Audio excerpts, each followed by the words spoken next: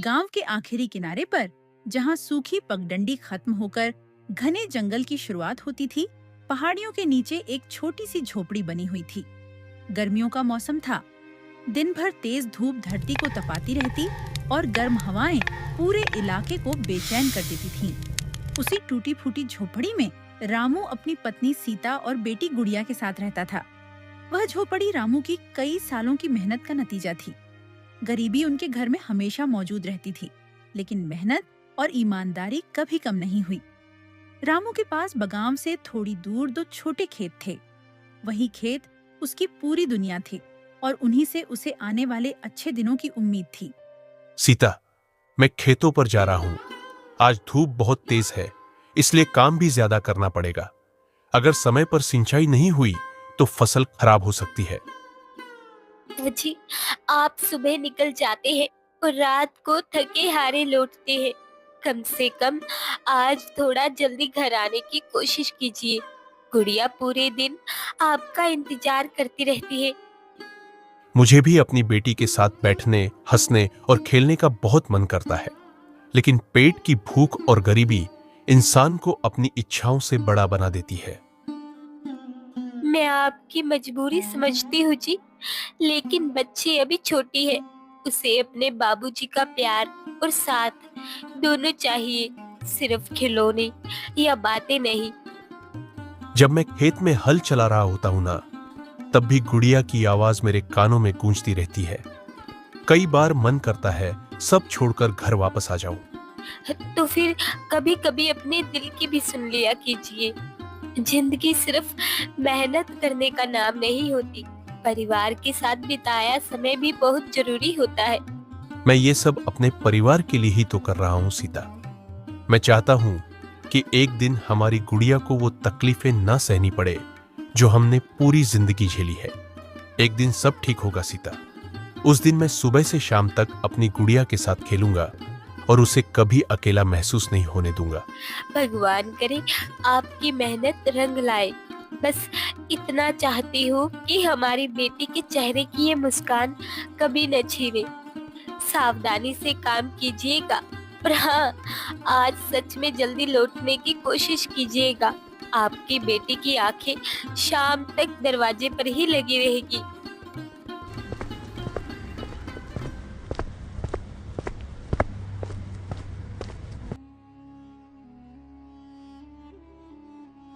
बाबूजी, आज आप जल्दी घर आ जाना। आप रोज सुबह चले जाते हो और जब वापस आते हो तब तक मैं सो चुकी होती हूँ। मुझे आपके साथ खेलना है। अरे मेरी प्यारी गुड़िया, आज मैं सच में जल्दी लौट आऊंगा। शाम होते ही खेत का काम खत्म करके सीधे तुम्हारे पास आ जाऊंगा। फिर हम दोनों खूब खेलेंगे। आप हर रोज यही कहते हो बाबूजी, फिर देर रात को घर आते हो। मैं दरवाजे पर बैठकर आपका इंतजार करती रहती हूँ, लेकिन आप नहीं आते। इस बार मैं झूठ नहीं बोल रहा बेटिया। मुझे पता है मेरी गुड़िया मुझसे नाराज है, लेकिन क्या करूं, काम इतना होता है कि चाहकर भी जल्दी नहीं आ पाता। क्या खेत हमसे ज्यादा जरूरी है बाबूजी? नहीं बिटिया, तुमसे ज्यादा जरूरी मेरे लिए कुछ भी नहीं है।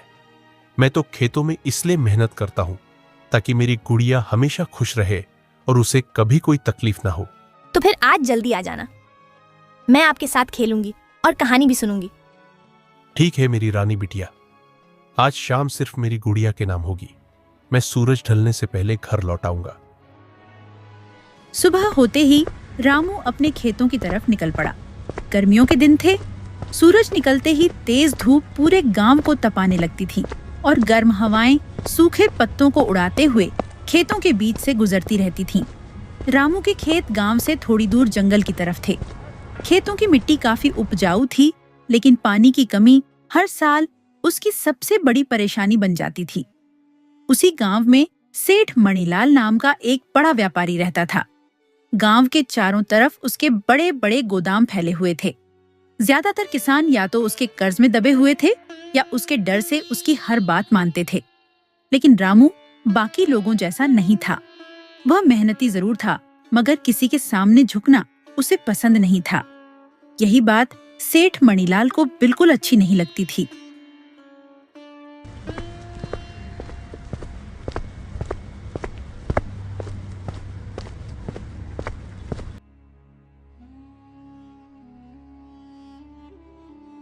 अरे रामू, इस जलती धूप में भी खेत में पसीना बहा रहा है।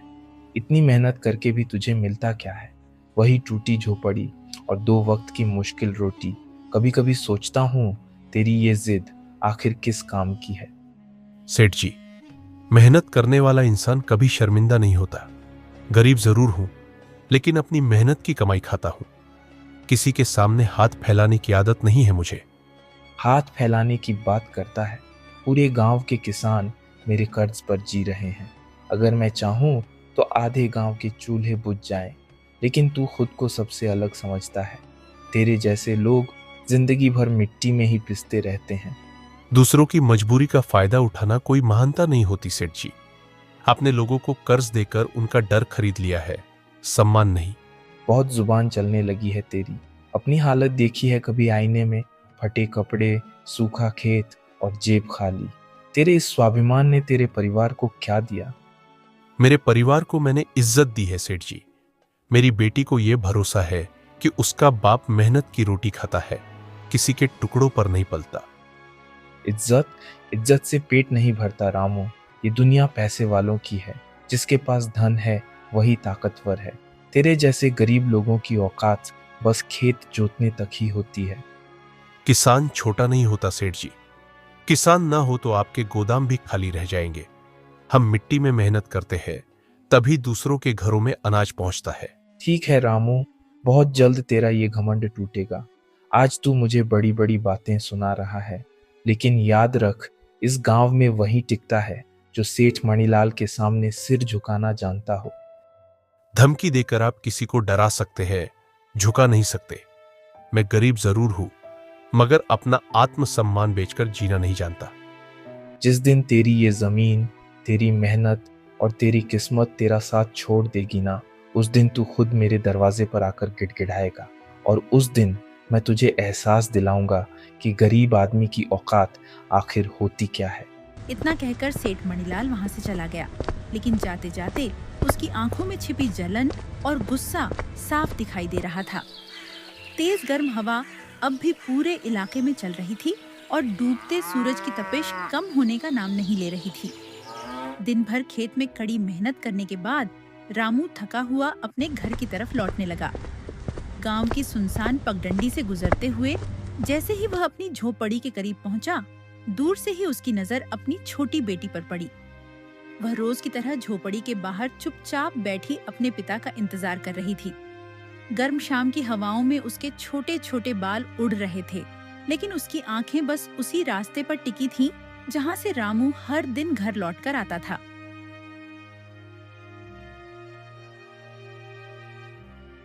पापा, आप आज सच में जल्दी आ गए। मैं कब से आपका इंतजार कर रही थी। मैंने अपनी गुड़िया से वादा किया था ना, इसलिए जल्दी आ गया। मुझे लगा था आज भी देर हो जाएगी। नहीं बिटिया, आज की शाम सिर्फ मेरी गुड़िया के लिए है। तो फिर आज हम खूब खेलेंगे और आप मुझे कहानी भी सुनाओगे। हाँ, आज मैं अपनी गुड़िया की सारी बातें मानूंगा। आज तो सच में जल्दी आ गए जी। गुड़िया कब से आपका इंतजार कर रही थी।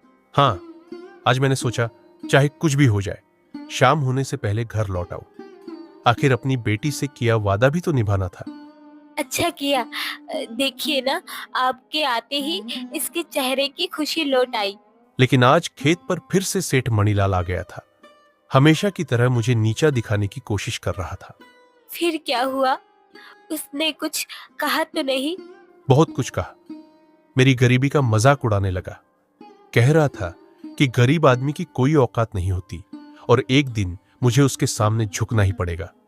लेकिन मैं उससे नहीं डरता। मैंने भी साफ कह दिया कि गरीब जरूर हूं, मगर अपना आत्मसम्मान बेचकर जीना नहीं जानता। सेठ मणिलाल तो बहुत घमंडी आदमी है। पूरे गांव के लोग उससे डरते हैं। मुझे डर लगता है वह आदमी बहुत ताकतवर है। कहीं गुस्से में आपके साथ कुछ गलत ना कर दे। सच्चाई और मेहनत करने वाला इंसान किसी से नहीं डरता सीता। जब तक मेरे हाथों में मेहनत करने की ताकत है, मैं किसी के आगे सिर नहीं झुकाऊंगा। भगवान बस हमारे परिवार को सुरक्षित रखे। हमें और कुछ नहीं चाहिए। जब तुम दोनों मेरे साथ हो ना, तब मुझे किसी बात का डर नहीं लगता।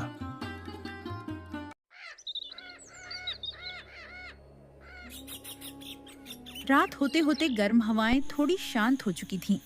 तीनों ने साथ बैठकर साधारण सा खाना खाया और दिन भर की थकान के बाद अपनी छोटी सी झोपड़ी में सुकून से सो गए। बाहर चारों तरफ गहरा सन्नाटा फैला हुआ था। आधी रात का समय था। पूरा गांव नींद में डूबा हुआ था।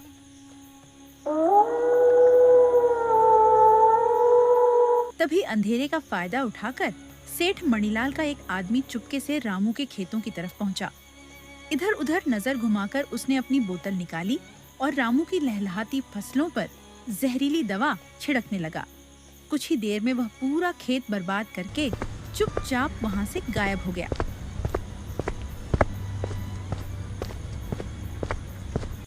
अगली सुबह रामू रोज की तरह सूरज निकलने से पहले उठ गया। मौसम पहले से ज्यादा गर्म था और हवा में अजीब सी बेचैनी महसूस हो रही थी। उम्मीदों से भरा वह तेजी से अपने खेतों की तरफ बढ़ा, लेकिन वहां पहुंचते ही उसके कदम अचानक रुक गए। उसकी आंखें हैरानी से फैल गईं। जो फसलें कल तक हरी भरी हवा में लहरा रही थीं, वे आज पीली और सूखी नजर आ रही थीं। पौधे झुक चुके थे और पूरी फसल मानो रातों रात मर गई थी। यह सब देखकर रामू की सारी उम्मीदें पल भर में टूटकर बिखर गईं। ये क्या हो गया मेरी फसलों को? कल तक तो सब ठीक था। मेरी मेहनत, मेरी उम्मीदें, सब खत्म हो गया। मैंने दिन रात मेहनत करके इन्हें सींचा था। भगवान, आखिर मैंने ऐसा कौन सा पाप किया था जो मेरे साथ ये सब हो गया? अब मैं अपने परिवार का पेट कैसे पालूंगा? सीता और मेरी गुड़िया को क्या जवाब दूंगा? ये फसल ही तो हमारी आखिरी उम्मीद थी। किसकी बुरी नजर लग गई मेरे खेतों को? जिसने भी ये किया है, उसने सिर्फ फसल नहीं उजाड़ी, उसने एक गरीब किसान के सपने कुचल दिए। मेरी सारी मेहनत सब बर्बाद हो गया। रामू, हमें नहीं पता ये सब किसने किया, लेकिन पूरे गांव में ऐसा काम सिर्फ एक ही आदमी कर सकता है। तू समझ रहा है ना मैं किसकी बात कर रहा हूं? हाँ, मैं अच्छी तरह समझ रहा हूं। बिना वजह कोई गरीब किसान की मेहनत यूं बर्बाद नहीं करता। देख रामू, सेठ मणिलाल से दुश्मनी लेना आसान नहीं है। पूरे गांव में कोई उसके खिलाफ बोलने की हिम्मत नहीं करता। बेहतर यही होगा कि तू उसके पास जाकर माफी मांग ले। माफी? मैंने कौन सा अपराध किया है जो उसके सामने सिर झुकाऊं? कभी कभी हालात के आगे झुक जाना ही समझदारी होती है। तू अकेला क्या कर लेगा? सेठ के पास पैसा है, आदमी है, ताकत है। ताकत सिर्फ पैसे से नहीं होती। गरीब आदमी के पास उसका आत्मसम्मान ही सबसे बड़ी ताकत होता है, और मैं उसे किसी भी कीमत पर नहीं बेचूंगा। लेकिन अगर तू नहीं झुका तो वह तुझे पूरी तरह बर्बाद कर देगा। आज फसल गई है, कल जमीन भी छिन सकती है। तो छिन जाने दो। मैं भूखा रह लूंगा, मेहनत मजदूरी कर लूंगा, लेकिन उस घमंडी आदमी के सामने हाथ जोड़कर खड़ा नहीं होऊंगा।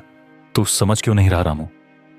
इस गांव में वही जी सकता है जो सेठ मणिलाल के आगे झुकना जानता हो।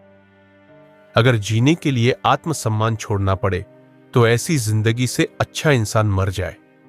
मैं टूट सकता हूं, मगर झुक नहीं सकता। रामू काफी देर तक अपने खेत के बीचों बीच चुपचाप खड़ा रहा। उसकी सूखी और मुरझाई हुई फसलों को देखकर ऐसा लग रहा था मानो किसी ने उसकी सारी उम्मीदों को एक ही रात में कुचल दिया हो। मिट्टी वहीं थी, खेत वहीं था, लेकिन रात भर में सब कुछ बदल चुका था। हवा के हल्के झोंकों के साथ सूखे पत्ते टूटकर जमीन पर गिर रहे थे और पूरा खेत उजड़ा हुआ दिखाई दे रहा था। गांव के 2-3 किसान भी वहीं खड़े थे। सबकी नजरें झुकी हुई थीं। सभी समझ रहे थे कि यह किसकी करतूत है, लेकिन सेठ मणिलाल के डर से कोई भी खुलकर कुछ बोलने की हिम्मत नहीं कर पा रहा था। रामू ने एक बार फिर अपनी बर्बाद फसल की तरफ देखा। उसकी आंखों में दर्द और बेबसी साफ दिखाई दे रही थी।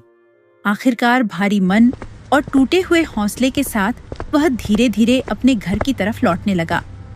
रास्ते भर उसके मन में बस यही सवाल घूमता रहा कि अब वह अपने परिवार का पेट कैसे भरेगा। तेज गर्म हवा अब भी चल रही थी और धूप धीरे धीरे और तीखी होती जा रही थी। उधर घर के बाहर सीता गाय का दूध निकाल रही थी। तभी उसकी नजर दूर से आते रामू पर पड़ी। रामू का उतरा हुआ चेहरा और उसकी बुझी हुई आंखें देखकर सीता के मन में अचानक घबराहट पैदा हो गई।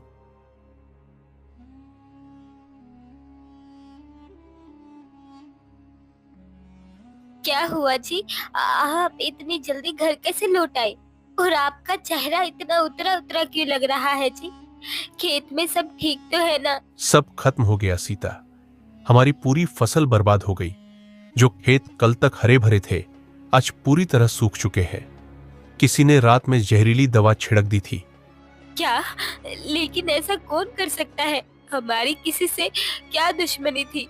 पूरा गांव जानता है ये किसका काम है, लेकिन डर के मारे कोई खुलकर बोल नहीं रहा। सेठ मनीलाल, हाँ, मुझे शुरू से ही उसी पर शक था। वह आपकी बेइज्जती का बदला लेना चाहता था। शायद उसे लगा कि मेरी फसल उजाड़कर वह मेरा आत्मसम्मान भी तोड़ देगा। वह इंसान नहीं, राक्षस है, राक्षस। किसी गरीब की मेहनत और उसके बच्चों का निवाला छीनते हुए इसे जरा भी दया नहीं आई। अब समझ नहीं आ रहा क्या करूं। यही फसल हमारी आखिरी उम्मीद थी। घर चलाना भी मुश्किल हो जाएगा। अजी, गुड़िया अभी छोटी है। उसके खाने पीने से लेकर हर जरूरत का क्या होगा? हमारे पास बचा ही क्या है? ले का हौसला जल्दी नहीं टूटता सीता। तकलीफ बड़ी जरूर है, लेकिन मैं हार नहीं मानूंगा। मुझे आपकी चिंता हो रही है। सेठ मनीलाल बहुत खतरनाक आदमी है।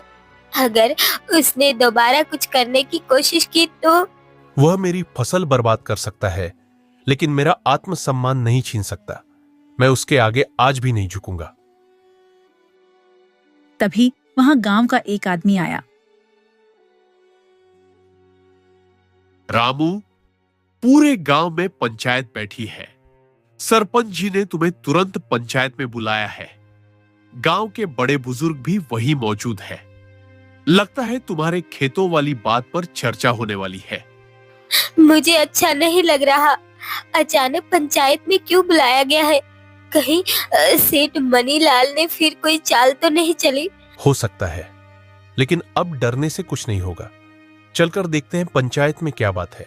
मुझे डर है कि कहीं गांव वाले भी सेठ के दबाव में आकर आपके खिलाफ ना हो जाए।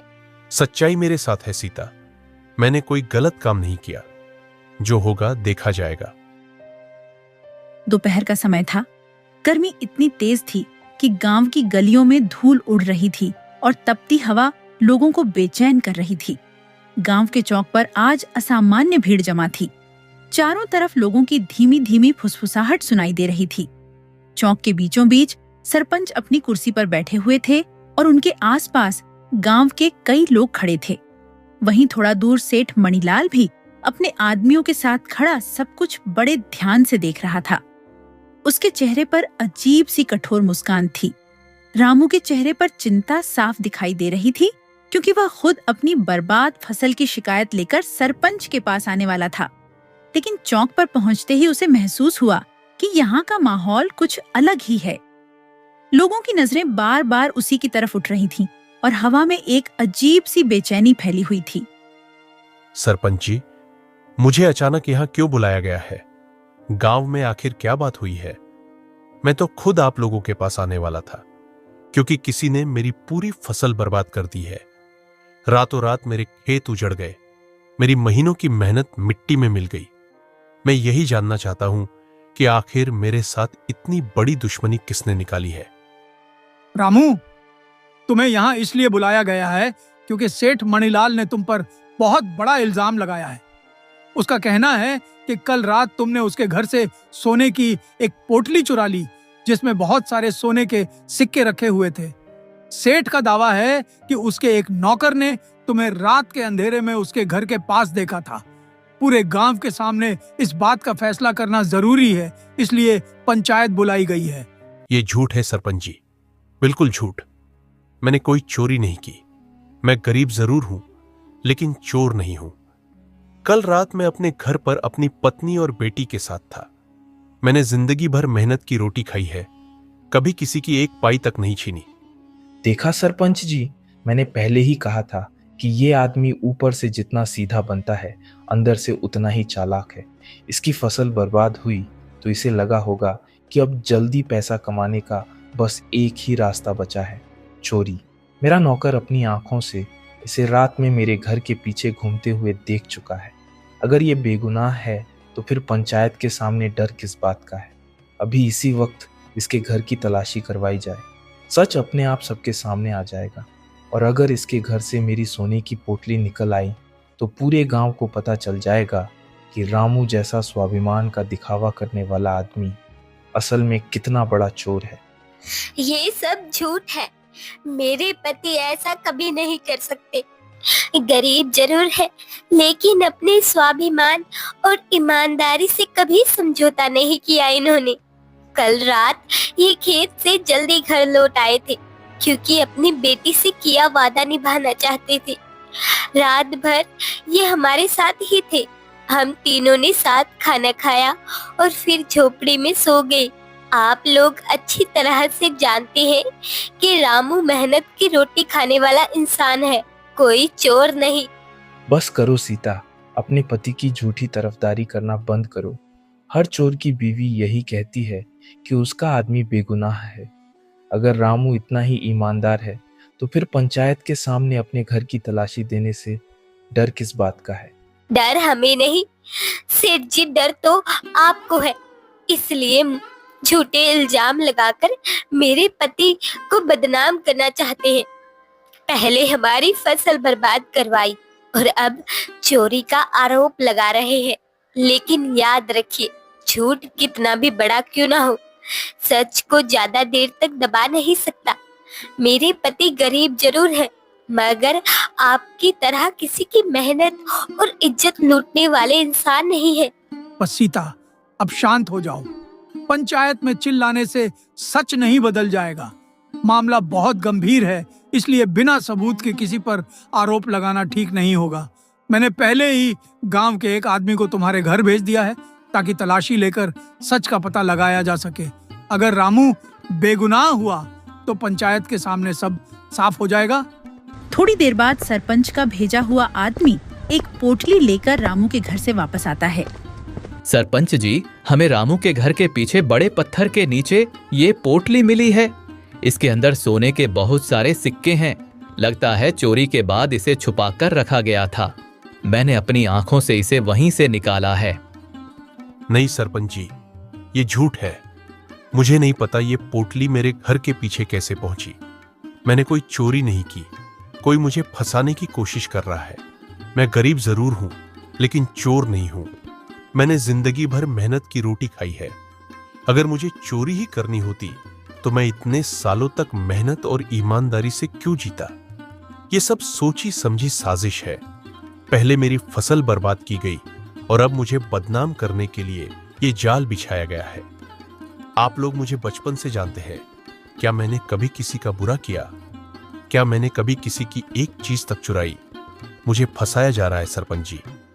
मैं बेगुनाह हूं। गरीबी का ढोंग करके तुम लोग गांव वालों की सहानुभूति लेना चाहते हो। अब क्या कहेगा रामू? सच सबके सामने आ चुका है। पंचायत के सामने भी झूठ बोलने की हिम्मत कर रहा है। मैंने पहले ही कहा था कि ये आदमी ऊपर से सीधा बनता है, लेकिन अंदर से बहुत चालाक है। देख लिया ना सरपंच जी, कैसे इसने अपने घर के पीछे चोरी का माल छुपा कर रखा था। ऐसे लोगों की वजह से पूरे गांव का नाम खराब होता है। अगर आज इसे सजा नहीं मिली तो कल कोई भी आदमी चोरी करने से नहीं डरेगा। गरीब होने का मतलब ये नहीं कि कोई चोरी करे और फिर खुद को बेगुनाह बताता फिरे। आप लोग मेरे पति को बचपन से जानते हैं। इन्होंने हमेशा मेहनत की है, कभी किसी का हक नहीं छीना। सेठ मनीलाल हमसे बदला लेना चाहता है, इसीलिए ये सब करवाया गया है। बिना सच जाने आप लोग एक ईमानदार इंसान को अपराधी बना रहे हैं। बस बहुत हो गया रामू। पंचायत के सामने सबूत मिल चुके हैं और अब तुम्हारी सफाई का कोई मतलब नहीं रह गया। पूरे गांव के सामने तुम्हारे घर से चोरी का माल मिला है। हमें तुमसे ऐसी उम्मीद नहीं थी। तुमने गांव की इज्जत मिट्टी में मिला दी। पंचायत का फैसला है कि तुम और तुम्हारा परिवार आज से इस गांव में नहीं रहोगे। सूरज ढलने से पहले तुम लोगों को गांव छोड़कर जाना होगा। रामू के बार बार सच बताने और लाख समझाने के बाद भी किसी ने उसकी एक न सुनी। सरपंच ने गांव वालों के दबाव में आकर आखिरकार उसे गांव छोड़ने का फैसला सुना दिया। ये सुनते ही रामू, सीता और उनकी छोटी बेटी पूरी तरह टूट गए। मजबूरी में तीनों ने अपने पुराने घर से जरूरी सामान समेटा और भारी मन से उस गांव को छोड़कर निकल पड़े जहां उन्होंने अपनी पूरी जिंदगी बिताई थी। धीरे धीरे शाम ढल गई और चलते चलते रात हो गई। मौसम भी अचानक बदलने लगा। जो दिन भर तेज धूप और तपती गर्मी से जल रहा था, वही आसमान अब काले बादलों से भर चुका था। कुछ ही देर में तेज हवाएं चलने लगीं। पेड़ों की टहनियां जोर जोर से हिलने लगीं और देखते ही देखते आंधी तूफान के साथ मूसलाधार बारिश शुरू हो गई। बारिश इतनी तेज थी कि रास्ता साफ दिखाई देना भी मुश्किल हो गया।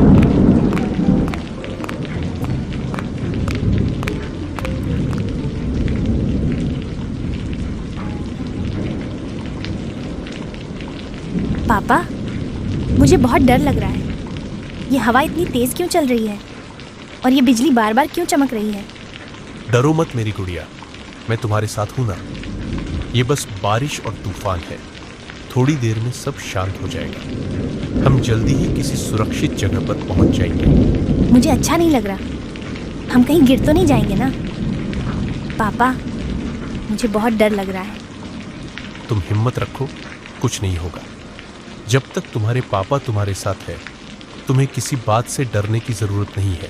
भीगे हुए कपड़ों और थके कदमों के साथ तीनों किसी तरह आगे बढ़ते रहे। तभी थोड़ी दूर उन्हें सड़क किनारे एक बड़ा सा पुराना पेड़ दिखाई दिया। बारिश से बचने की उम्मीद में वे तीनों उसी पेड़ के नीचे जाकर बैठ गए। लेकिन तूफान इतना भयंकर था कि पेड़ भी उन्हें पूरी तरह बारिश से नहीं बचा पा रहा था। तेज हवा के साथ बारिश की बूंदें लगातार उनके ऊपर आ रही थीं। इस पेड़ के नीचे बैठने से भी कोई फायदा नहीं हो रहा। बारिश लगातार हमारे ऊपर आ रही है। गुड़िया तो पूरी तरह भीग चुकी है और मुझे डर लग रहा है कि कहीं इसकी तबीयत खराब ना हो जाए। इतनी तेज हवा और ठंड में हम लोग यहाँ ज्यादा देर तक नहीं रुक सकते। तुम सही कह रही हो सीता। अगर हम यहीं बैठे रहे तो सच में बीमार पड़ जाएंगे। लेकिन अभी मुझे एक बात याद आई। जब मैं जंगल में लकड़ी काटने जाया करता था, तब मैंने वहां एक पुरानी गुफा देखी थी। कई बार बारिश और तूफान में जंगली जानवर भी वहां जाकर छुप जाते थे। अगर हम किसी तरह वहां तक पहुंच जाए तो आज की रात सुरक्षित गुजर सकती है। जब तक हमारे सिर पर कोई छत नहीं आ जाती, हमें वहीं रुकना होगा। तेज बारिश और ठंडी हवाओं के बीच तीनों फिर से आगे बढ़ने लगे।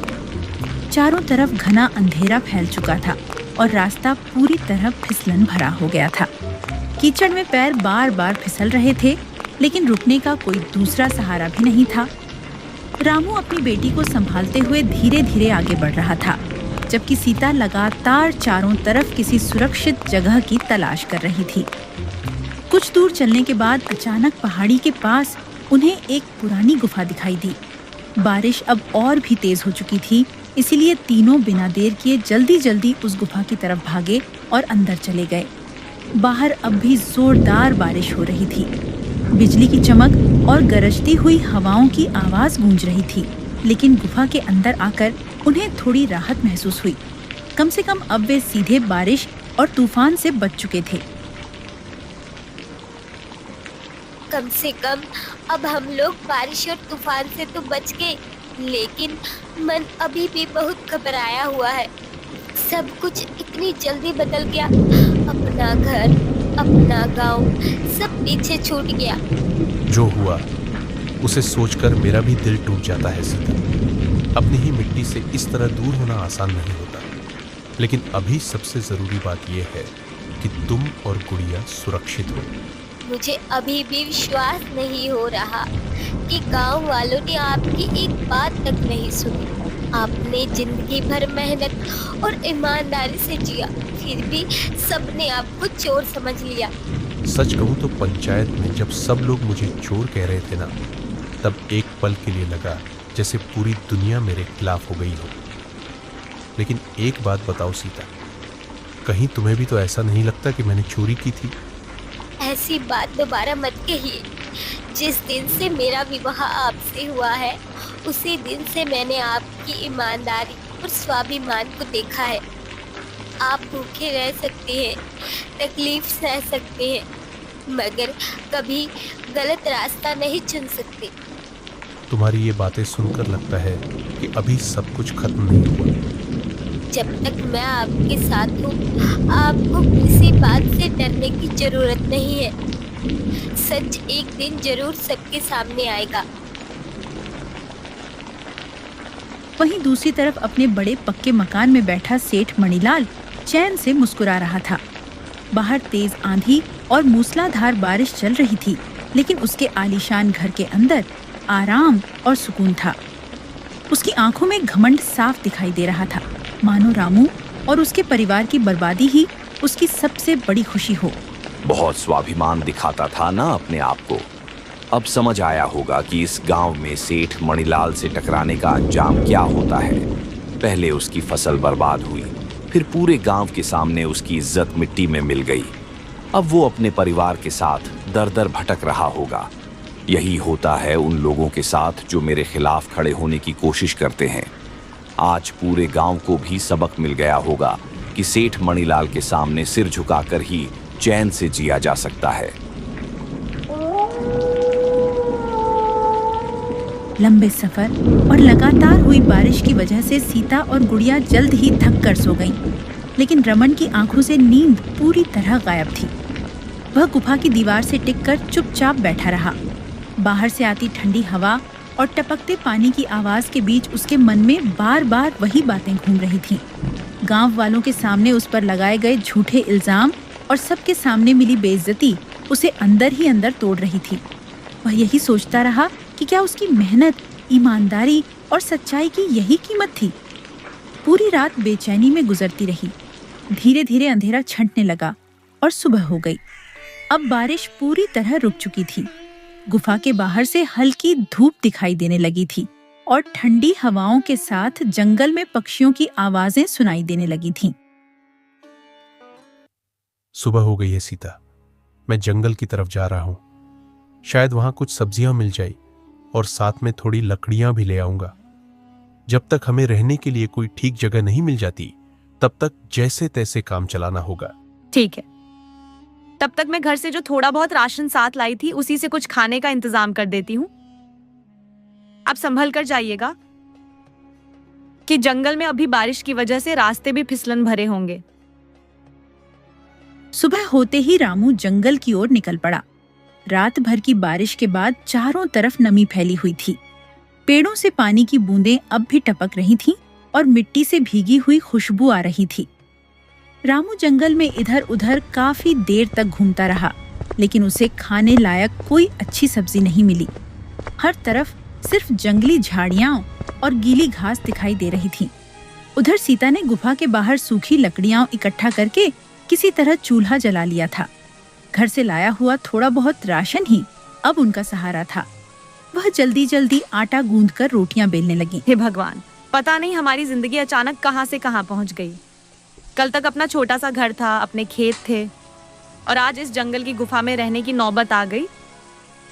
बस आप मेरे परिवार को सुरक्षित रखना। रामू बाहर जंगल में अकेले गए हैं, उनके साथ कुछ गलत ना हो। और मेरी छोटी गुड़िया, उसे तो अभी ठीक से समझ भी नहीं है कि हमारे ऊपर क्या बीत रही है। जो थोड़ा बहुत राशन बचा है, पता नहीं वो भी कितने दिन चलेगा। लेकिन नहीं, मुझे हिम्मत नहीं हारनी चाहिए। अगर मैं ही टूट गई तो मेरे परिवार को कौन संभालेगा। सीता गुफा की सफाई कर रही थी, तभी उसकी नजर एक बड़े पत्थर के नीचे दबे कपड़े पर पड़ी।